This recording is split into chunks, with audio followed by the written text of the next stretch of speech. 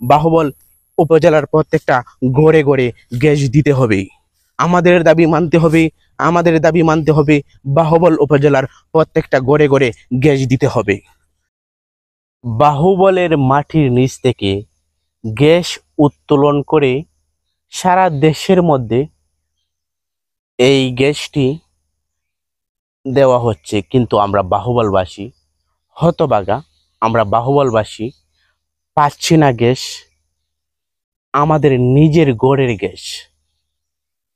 তবে আর নয় দেরি, এখনই সময় আমাদের বাহুবলের প্রত্যেকটা পরিবারের প্রত্যেকটা ফ্যামিলির আমরা মানুষগুলো আমরা বিক্ষোভ করব।